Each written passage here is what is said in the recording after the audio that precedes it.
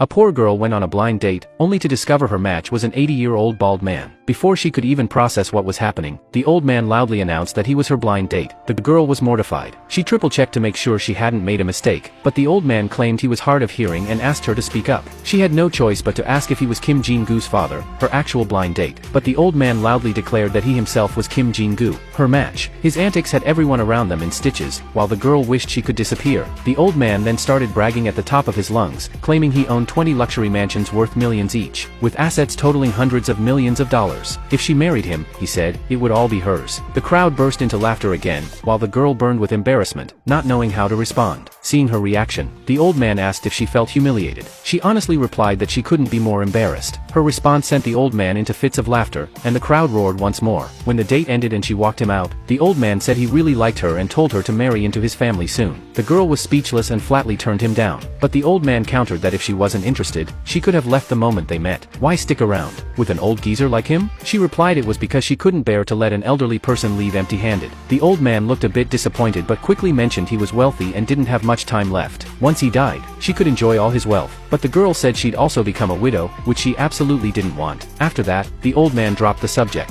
After seeing him off, the girl didn't know whether to laugh or cry at this ridiculous blind date. Her name was Jean Dalray, a young single mother. With her husband and father-in-law deceased, she lived with her mother-in-law, depending on each other for support. She thought the absurd blind date fiasco was over, but to her shock, the old man showed up at her workplace the next day, bellowing for her. His scene drew a huge crowd. Completely mortified, she tried to get him to leave, but the old man suddenly called out to his son. It turned out his real purpose was to find a wife for his son. After the misunderstanding was cleared up, Dalray accepted the real Kim Jin-goo's apology. Just as she was about to leave, Jin-goo stopped her and said she should marry him, preferably with a March wedding since he had to go to America in April. This bizarre statement left Dalray completely baffled. She immediately said she had no intention of accepting, but Jin-goo couldn't understand why. He boasted about his excellent qualifications. He could earn her monthly salary in just 2 days, had a master's degree, and most importantly, no kids. With all his money and power, there was no reason for her to refuse. Dalray was furious and rejected him again. Jin-goo then complained that she should have said no earlier instead of wasting 2 minutes of his time, 2 minutes in which he could have made hundreds of dollars. Dalray was so angry she could explode. In her rage, she accidentally backed into another car while leaving, making her already terrible mood even worse. The owner of the car she hit was Kwon Oh-jun, a playboy who conned money from women. Just moments ago, he'd been passionately kissing girlfriend 1.0 at the airport, tearfully seeing her off. But the second she left, he took the money she'd given him and headed out to party. Before even leaving the airport, he'd already spotted his next target. Seeing a young woman being scolded by her supervisor, he immediately approached, pretending to exchange currency and offering a comforting handkerchief. Then he faked a phone call about $1 billion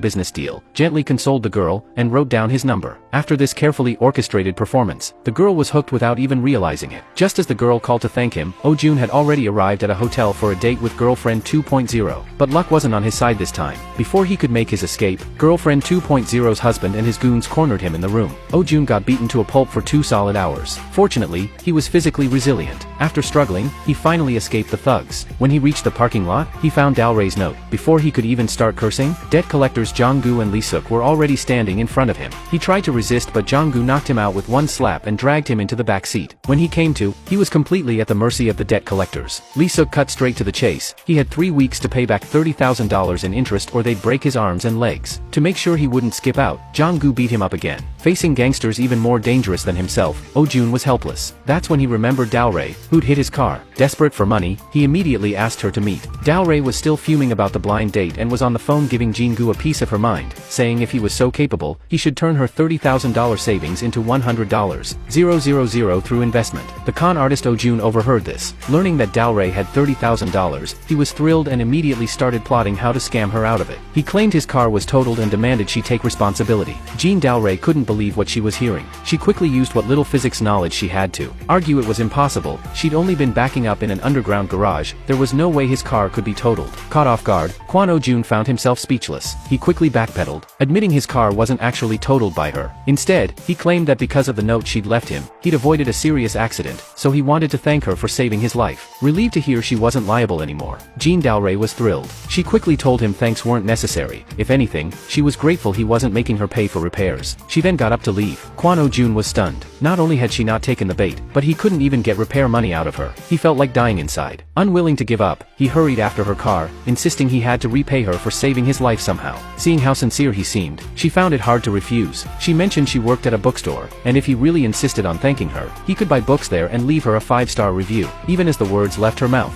Jean Dalray felt embarrassed by such a request, but Kwon Oh-jun thought his fish had finally taken the bait. The next day, he showed up at the bookstore. Not only did he write 5-star reviews for Jean Dalray on his own receipts, but he also collected receipts from other customers and wrote glowing reviews on those too. He thought this would surely win her trust. Unfortunately, Jean Dalray was late to work that day, and when her manager saw someone faking reviews for her, she got chewed out badly. Feeling wronged and frustrated, Jean Dalray turned to Kwon Oh-jun and told him she appreciated the gesture, but they were now even. She hoped he wouldn't come looking for her again. Kwon Oh-jun was completely dumbfounded. He wondered if he'd been out of the con game so long that his skills had gotten rusty. He quickly called up a girl he'd hit on at the airport to practice his moves. Using only 30% of his usual charm, she was already suggesting he stay the night. But Kwon Oh-jun knew women who fell for him this easily wouldn't desperately spend money on him. Playing hard to get, he claimed he only saw her as a little sister. He couldn't believe she wanted to sleep with him. How insulting to an innocent guy like him. The girl was mortified and quickly apologized before melting into his warm embrace. Just like that, she'd upgraded to girlfriend 3.0. Feeling his mojo returning, Kwon Oh-jun struck while the iron was hot and went looking for Jean Dalray again. Then he roared an invitation to Jean Dalray to have a meal with him. Jean Dalray, overwhelmed with embarrassment, had no choice but to agree. Watching Kwon Oh-jun leave all pumped up and excited, Jean Dalray couldn't find it in herself to be happy. In fact, she felt completely humiliated. Even after boarding the subway, she couldn't shake the embarrassment. Thinking Jean Dalray had fallen for him, Kwon Oh-jun immediately went out and splurged on a designer outfit, then stopped by a flower shop to buy a bouquet, planning to take her out to dinner. But Jean Dalray shot him down on the spot. Kwon Oh-jun was completely stunned, but he refused to give up. The next day, he showed up at Jean Dalray's workplace. Once he'd set the mood, Kwon Oh-jun launched into a performance filled with lies, claiming that the moment he first saw Jean Dalray, she reminded him of his younger sister. He said his sister was just as beautiful and kind as Jean Dalray, but tragically, she'd been sick and frail since childhood, and because he'd gone abroad to study, he never even got to see her one last time. So he desperately hoped Jean Dalray could be like a sister to him. His story was elaborate and touching, so much so that he even moved himself to tears. But when he turned around, he discovered Jean Dalray had actually fallen asleep. Kwon Oh-jun's entire worldview shattered in that moment. What he didn't know was that Jean Dalray's life story was far more tragic than anything he'd made up. Jean Dalray had lost both parents as a child and married a handsome guy from her village when she was only 20. But less than 6 months into their marriage, her newlywed husband died in a hiking accident. She'd spent the last 5 years raising her child alone while taking care of her mother-in-law. So after hearing Kwon Oh-jun's tale, she felt absolutely nothing. If anything, she almost wanted to laugh. Still, out of politeness, she consoled him and told him not to dwell on such sadness. Then Jean Dalray calmly left. Defeated once again, Kwon Oh-jun could only walk away cursing under his breath. Meanwhile, ever since the blind date with Jean Dalray, Chairman Kim had decided she was going to be his daughter-in-law. But his son, Kim Jin-gu, wasn't exactly thrilled about it because he didn't have a good impression of Jean Dalray. The moment Chairman Kim heard this, he declared that if his son didn't pursue Jean Dalray, he'd donate his $100 million fortune to charity. Kim Jin-gu instantly backed down and quickly changed his tune, saying he'd ask her out the very next day. Soon after, Kim Jin-gu invited Jean Dalray to dinner. What really annoyed Jean Dalray was that she was only 11 minutes late, yet Kim Jin-gu had already ordered himself fried rice and started eating. However, since she needed his advice on something, she let it slide. She then asked Kim Jin-gu how to turn 30 million into 100 million in a short time. But Kim Jin-gu told her it was impossible. It would take at least 3 to 5 years. Jean Dalray was speechless and asked him why he'd even invited her to dinner then. To her disbelief, Kim Jin-gu said it was because his father made him do it. Jean Dalray nearly passed out hearing that. After dinner, Jean Dalray left disappointed. To her surprise, Kim Jin-gu asked her when their next date would be. Jean Dalray was so furious she nearly exploded. She was about to give him a piece of her mind and reject him flat out when suddenly, Kim Jin-gu had a severe allergic reaction and collapsed on the spot. After Jean Dalray sent Kim Jin-gu to the hospital, Chairman Kim offered her $1 million again, asking her to marry into his family. However, Jean Dalray, who had always been greedy for money, refused this time, because she really had no interest in Chairman Kim's son at all. Seeing Kim Dalray stick to her principles despite the tempting offer only makes the chairman more impressed with her, strengthening his resolve to have his son marry her. Meanwhile, playboy Kwon Oh-jun had been ready to give up after his date with Dalray went south. But when he scrolls through his contact list comparing all the women he knows, he realizes Dalray is still his best bet for his scheme. So he doubles down on his efforts, showing up at the bookstore where she works whenever he gets the chance. To his surprise, after after several days of this, he keeps being told she hasn't come in, and her phone stays off. Oh-jun is completely thrown. What he doesn't know is that Dao-rae has fallen ill. After some digging around, he gets her home address. When he rings the doorbell, Dao-rae, delirious and confused, thinks her late husband has come home and runs to the door without even putting on shoes. But all that greets her is crushing disappointment. Heartbroken, she bursts into tears. Oh-jun, who usually knows exactly how to handle women, is completely at a loss. All he can do is pull her into his arms and try to comfort her. But Dao-rae is so overwhelmed with grief that she passes out. Oh-jun, who only wanted to scam some money, panics. Not wanting to get caught up in something serious, he turns to run.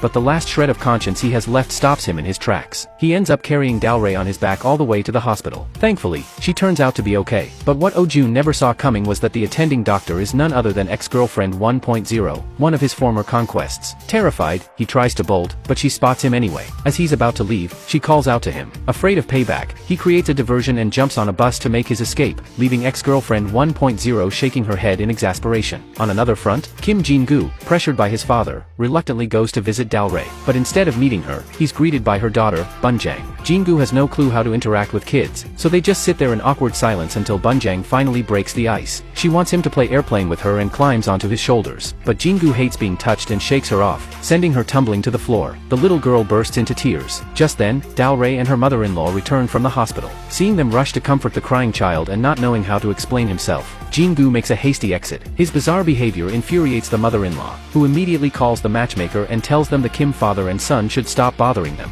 At the same time, with nowhere else to go and desperate to avoid sleeping on the streets, Oh-jun remembers the woman he hit on at the airport, girlfriend 3.0. She has no idea she's just become the playboy's next target. After Kwon Oh-jun spent a night at girlfriend 3.0's house, he found out that she had no money at all. So he immediately got dressed and prepared to leave. Girlfriend 3.0, still wondering if she had done something wrong, tried to keep him from leaving. But Kwon Oh-jun lied, saying he had urgent business, and walked away without looking back. After that, Kwon Oh-jun went back to the bookstore to find Jean Dao-rae. Since he'd taken her to the hospital before, Jean Dao-rae wasn't as guarded around him anymore. She asked if he could spare 2 hours because she wanted to take him somewhere. Hearing this, Kwon Oh-jun thought he'd finally hooked her and was secretly thrilled. What he didn't realize was that he'd left his contact book, the one with all his girlfriend's information, at girlfriend 3.0's place. Using the information in the book, girlfriend 3.0 tracked him down to the bookstore. When she discovered she was just one of many women he was seeing, she completely broke down. She immediately went looking for Jean Dao-rae to get some answers, but being shy and introverted, all she could do was follow Jean Dao-rae around without working up the courage to actually talk to her. Kwon Oh-jun spotted what was happening, and just as she finally mustered up the nerve to approach Jean Dao-rae, he pulled the fire alarm. The staff rushed to evacuate everyone, and Jean Dao-rae turned around to help out. Kwon Oh-jun then took girlfriend 3.0 back to his place. Right there, he tore up the contact book and laid everything out on the table. He told her he was a con artist who needed to pay back loan sharks. Since she didn't have any money, he wasn't going to continue seeing her. She needed to face reality. With that, he got up to leave, but girlfriend 3.0 was already in too deep. She clung to his legs, crying and begging him not to leave, promising she'd work herself to the bone to earn money for him if he'd just stay. But Kwon Oh-jun knew she had to support her family and didn't have a dime to spare, so he wasn't about to waste his time.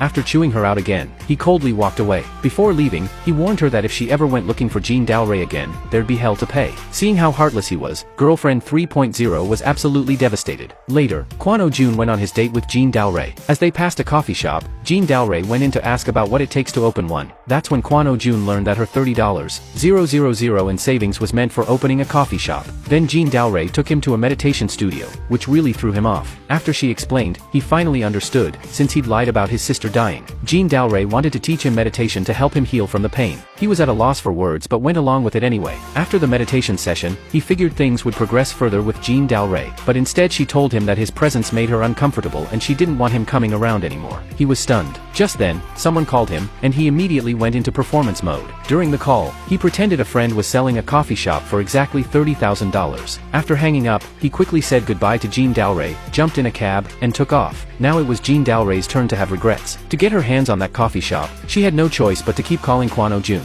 But Kwon Oh-jun knew the power of playing hard to get, so he deliberately ignored her calls. This drove Jean Dao-rae crazy with curiosity about the coffee shop situation. She was distracted all day long. Finally, when the timing was just right, Kwon Oh-jun called her back. To make it more convincing, he asked her to meet him at a car dealership and put on a show of shopping for a new car. When he saw Jean Dalray, he even turned the tables on her, asking why she wanted to meet up when she'd said they shouldn't see each other anymore. Knowing she was in the wrong, Jean Dalray could only smile awkwardly and claim she'd had a brain malfunction earlier and said the wrong thing, hoping Kwon Oh-jun would forgive her. Then she started asking about the coffee shop. Kwon Oh-jun knew she'd taken the bait, so he kept up the act, pretending to call his friend to ask about it on her behalf. After hanging up, he used the excuse of checking out the coffee shop to invite Jean Dalray to dinner. Through all these maneuvers, Jean Dalray grew more and more trusting of Kwon Oh-jun. She'd wanted to take him to do meditation practice, but the training studio was closed, so they ended up at a park instead. While Jean Dalray was teaching Kwon Oh-jun how to meditate, he unexpectedly kissed her, which made her furious. Kwon Oh-jun quickly explained that his blood sugar had dropped and he suddenly craved something sweet, so he couldn't help himself, but if he ever got the urge again, he'd definitely ask for her permission first. This made Jean Dalray even angrier, and she slapped him across the face. To her surprise, Kwon Oh-jun immediately started bleeding, which made Jean Dalray feel terrible. In the end, they made up. Seeing Jean Dalray falling deeper into his trap, Kwon Oh-jun was thrilled. But then his creditor Jong-gu suddenly showed up asking for help. It turned out Jong-gu had just gone through a breakup and wanted Kwon Oh-jun's professional advice. As a master at wooing women, Kwon Oh-jun didn't hesitate. He immediately staged a heroic rescue scene with Jong-gu. Jong-gu got so into character he nearly beat their buddy Lee Suk to death. But the hard work paid off, and Jong-gu won over the woman of his dreams. Meanwhile, ever since making Jean Dalray's daughter cry, Kim Jin-gu had been feeling guilty. He felt there was something seriously wrong with his personality, so he asked Jean Dalray to teach him how to be a better person. Jean Dalray thought he was pretty pitiful, so she agreed. The next day, they went to a barbecue restaurant where Jean Dalray gave him step-by-step lessons on how to interact with people. After the lesson ended, Kim Jin-gu walked Jean Dalray back to the bookstore, and Kwon Oh-jun happened to see them. Spotting a potential rival, Kwon Oh-jun immediately went over to pick a fight, but Kim Jin-gu remembered Jean Dalray's teaching, always smile at people, so he flashed Kwon Oh-jun a brilliant smile, revealing a bright green piece of chive stuck between his teeth. The sight made Kwon Oh-jun so hungry that he completely forgot why he came in the first place, and he just stood there watching Kim Jin-gu walk away without a care in the world. Later, Kwon Oh-jun headed to the bookstore to find Jean Dalray, but she was still hung up on the fact that he'd stolen a kiss from her and wanted nothing to do with him, so Kwon Oh-jun resorted to following her everywhere she went. When Jean Dalray climbed up a ladder to reach for a book, he saw his chance. He deliberately shook the ladder until she lost her balance, then swooped in to catch her in his arms like a princess. Faced with such an intimate move, the innocent Jean Dalray didn't stand a chance. She gave in and agreed to go on a date with him. The next day, Kwon Oh-jun asked her out under the pretense of checking out a coffee shop for sale. But just when everything seemed to be going according to plan, Jean Dalray got cold feet. She couldn't stop thinking about her late husband.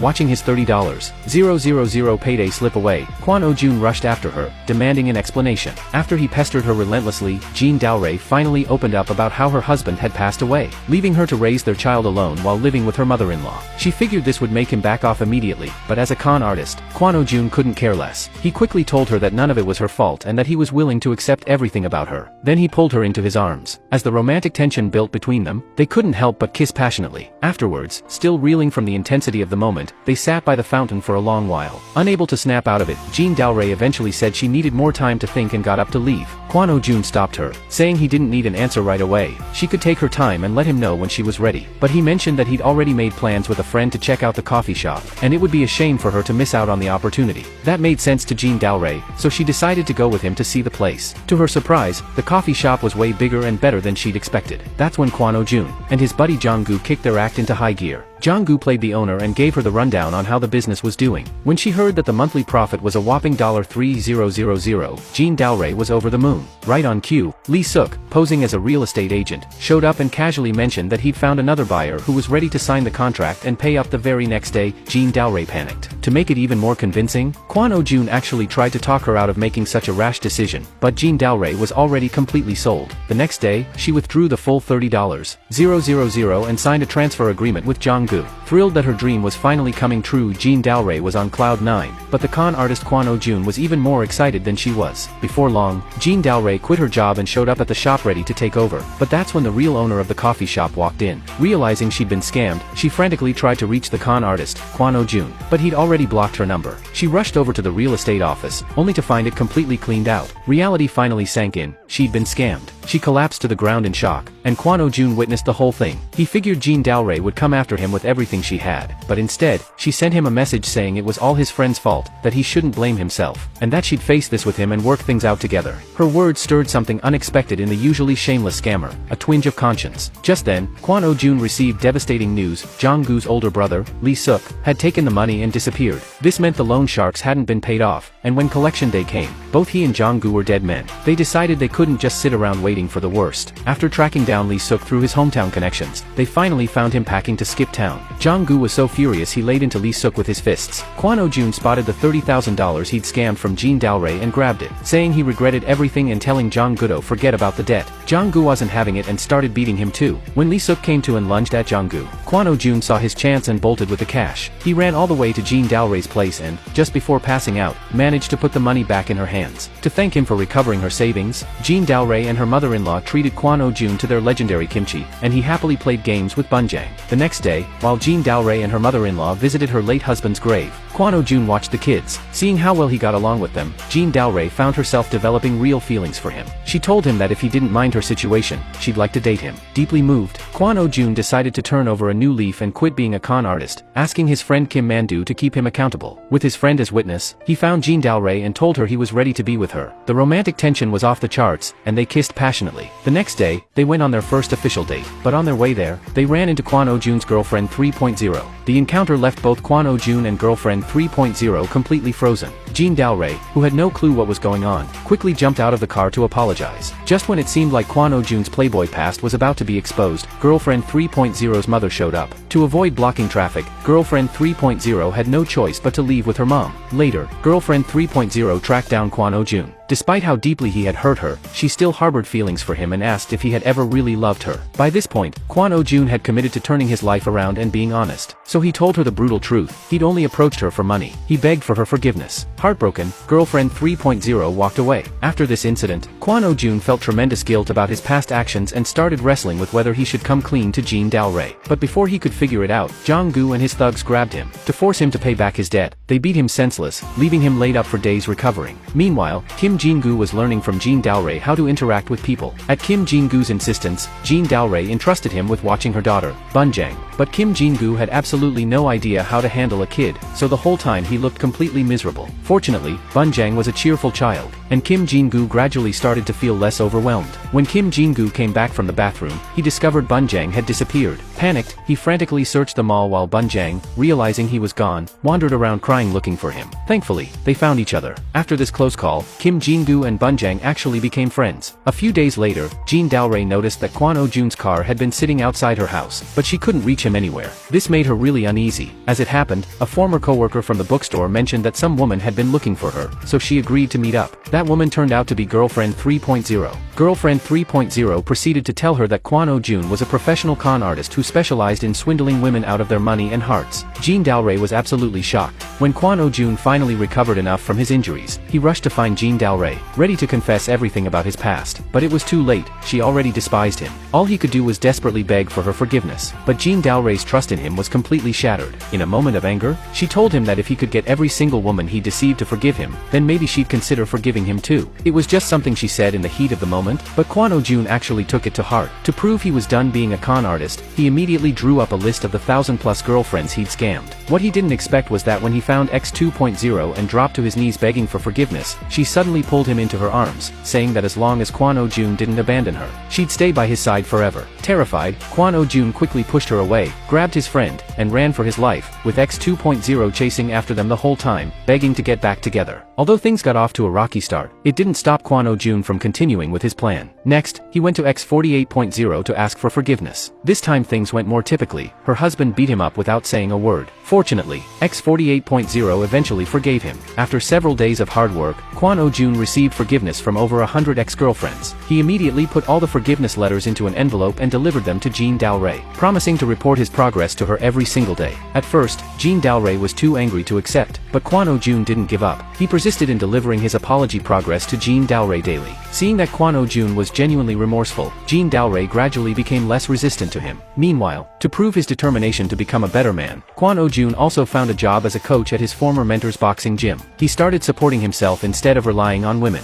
Thanks to his charm, he quickly attracted dozens of older ladies to his aerobics classes. Through his continuous efforts, his life gradually got back on track, and Jean Dalray noticed all the work he was putting in. As it happened, Jean Dalray's birthday was coming up, and both her mother-in-law and daughter Bundang really missed Kwon Oh-jun, so Jean Dalray invited him over to celebrate her birthday. Kwon Oh-jun was overjoyed. The next day, he immediately went to a boutique to buy Jean Dalray a gift. However, since he was flat broke, he could only afford a cheap pair of earrings. Before heading to Jean Dalray's house, Kwon Oh-jun returned the car that X128.0 had given him. Then he went to the building where Girlfriend 3.0 lived. Girlfriend 3.0 was the girl he felt most guilty about. If she could forgive him, he'd be able to face Jean Dalray with a clear conscience. But when he showed up at Jean Dalray's door that evening, he told her in anguish that he would disappear from her life forever because he didn't deserve any woman's forgiveness. It turned out that when he went to apologize to Girlfriend 3.0 during the day, he learned that she had committed suicide. Because of his deception, the overwhelming guilt left him devastated and without the will to live. Only then did he truly understand how much damage his past actions had caused others. Seeing how heartbroken Kwon Oh-jun was over Girlfriend 3.0, Jean Dalray realized he was genuinely repentant. So she went to his side, and together they prayed that Girlfriend 3.0's spirit in heaven would forgive Kwon Oh-jun. To help Kwon Oh-jun break free from the shadow of his guilt, Jean Dalray suggested he go apologize to his good friend Kim Man-doo, but Kwon Oh-jun felt that since Kim Man-doo had been his buddy for years, there was no need for such formality.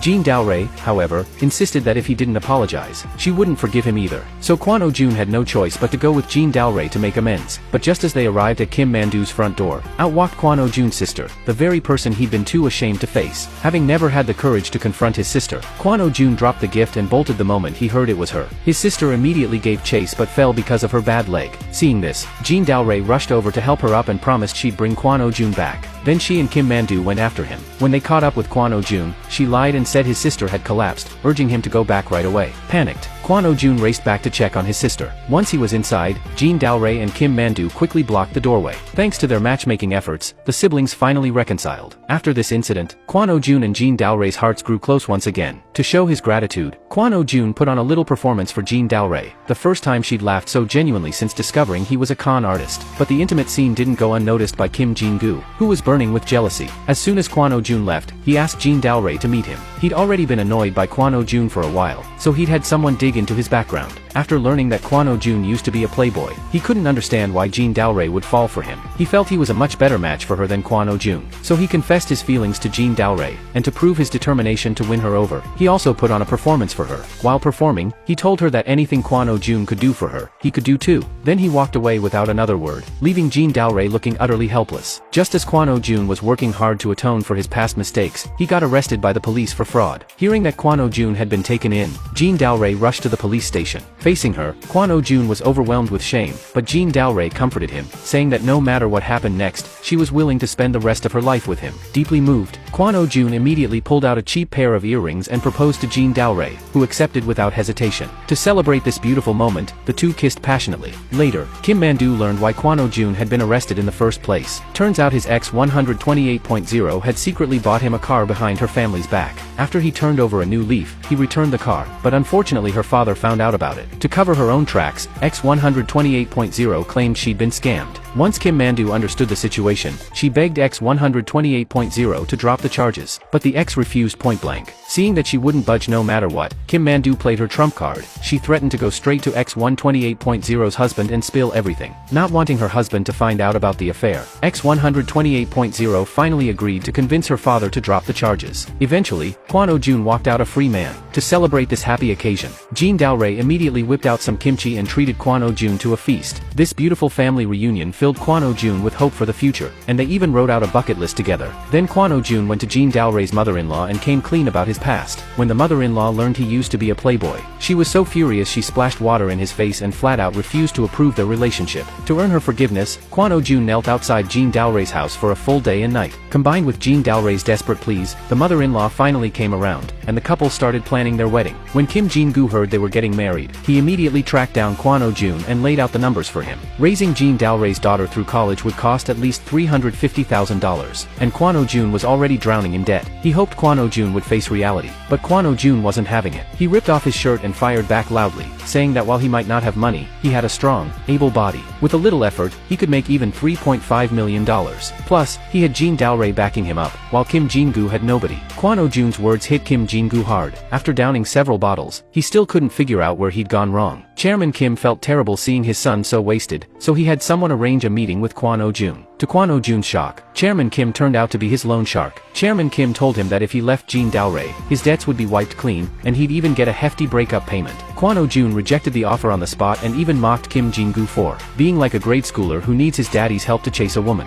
Chairman Kim was livid but held back from getting physical to save face. Later, X 1.0 called Kwon Oh-jun to the hospital. He immediately dropped to his knees to apologize, but she said that wasn't why she'd called him. She'd found CT scans he'd gotten at their hospital showing several brain aneurysms that could kill him at any moment. The diagnosis hit Kwon Oh-jun like a bolt from the blue. His X 1.0, now his doctor, delivered even worse news: surgery wasn't an option. If his blood pressure spiked or he took a blow to the head, his blood vessels could rupture at any moment, killing him instantly. The only thing he could do was pray for a peaceful life from here on out. For the first time in his life, Kwon Oh-jun felt utterly hopeless. After leaving the hospital, he immediately went to see Jean Dao-rae, but he couldn't bring himself to tell her about his condition. Watching her beautiful smile, his fear began to fade. Sure, his illness was life-threatening, but as long as he protected his head, he could still grow old with her. He decided then and there to take life seriously from now on. But just when things seemed manageable, Chairman Kim showed up again with his thugs. Once more, the chairman made the same offer, and once more, Kwon Oh-jun defiantly refused. At the chairman's signal, his men swarmed in and beat Kwon Oh-jun mercilessly. Just when it looked like he might die right there, Jong-gu couldn't stand by any longer and fought back against his own crew. Meanwhile, Kim Jin-gu learned about the situation through his father's men and rushed to the gym. By the time he arrived, Kwon Oh-jun was barely alive and Jong-gu was badly injured too. Kim Jin-gu quickly carried Kwon Oh-jun to the hospital. Seeing how brutally his father had treated Kwon Oh-jun, Kim Jin-gu was furious. He immediately confronted his father and demanded he stop. But Chairman Kim said he didn't care if he had more blood on his hands, as long as it meant his son could be with Jean Dao-rae. The argument ended with father and son parting on bitter terms. Soon after, Jean Dao-rae went looking for Kwon Oh-jun but found the gym completely trashed. Panicking, she called Kim Man-do to ask where he was. At that moment, Kwon Oh-jun was hiding out at Kim Man-do's place, recovering from his injuries. Kim Man-do had no choice but to lie, telling her Kwon Oh-jun had gone back to his hometown and not to worry.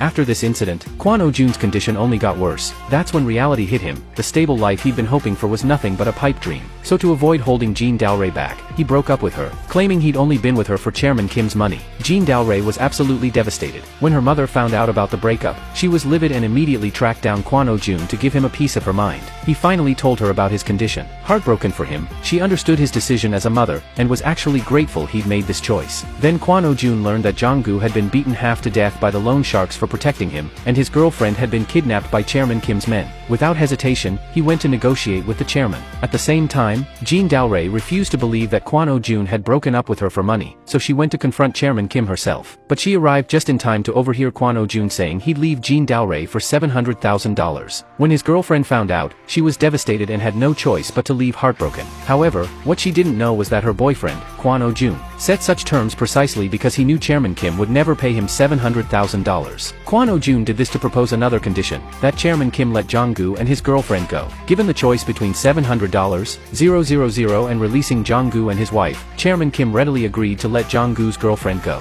After rescuing the hostage, Kwon Oh-jun was about to leave when he noticed Jean Dao-rae standing nearby, looking devastated and on the verge of passing out. He rushed over to comfort her, but unexpectedly, Jean Dao-rae slapped him across the face. That's when he realized she had overheard his negotiation with Chairman Kim. However, he felt this was the perfect opportunity to make Jean Dao-rae forget about him, so he callously told her that $700,000 was exactly the right price and she shouldn't feel cheated. He was just that kind of ruthless jerk who cared only about money, not people. After hearing this, Jean Dao-rae completely gave up any hope for Kwon Oh-jun. When she returned home, Kim Jin-gu, who had been watching her child, was about to leave. Because of Chairman Kim's actions, Jean Dao-rae harbored resentment toward Kim Jin-gu as well, so she told him not to come looking for her anymore. Unexpectedly, Kim Jin-gu asked if she would accept him if he cut ties with his father. Hearing this, Jean Dao-rae was speechless and told him to stop making a fuss. After this, all three of them fell into deep anguish. After some time passed, their lives gradually returned to normal. Then Jean Dao-rae asked Kwon Oh-jun to meet up. Since Kwon Oh-jun's sister had previously given Jean Dao-rae a family heirloom, Jean Dao-rae returned it to him. After taking it, Kwon Oh-jun stood up to leave, but then Jean Dao-rae pulled out something else, the symbol of their engagement, that cheap pair of earrings. When Kwon Oh-jun saw them, he forced himself to stay calm and said they meant nothing to him anymore, telling Jean Dao-rae to throw them away. With that, he got up and left. Recalling all their happy moments together, Jean Dalray couldn't stop crying. Meanwhile, Kim Jin-goo's own company went bankrupt due to a bad investment. The investors immediately stormed into the company and beat him up badly. It took great effort for his employees to rescue him. Chairman Kim was extremely worried when he found out. He sought out Jean Dalray and begged her to go encourage Kim Jin-goo. Out of respect for the old man, Jean Dalray eventually agreed to see Kim Jin-goo. At the same time, Kwon Oh-jun felt extremely guilty about only ever giving Jean Dalray a cheap pair of earrings. Just then, someone offered him a high price to be a boxing sparring partner. To save some money for Jean Dalray, Kwon Oh-jun agreed. However, Kim Man-doo knew that one wrong move could cost him his life, so he strongly opposed it. But Kwon Oh-jun was determined to go through with it. After one sparring session, his condition worsened significantly. Kim Man-doo couldn't stand watching him destroy himself like this, so he finally told Jean Dalray about Kwon Oh-jun's aneurysm.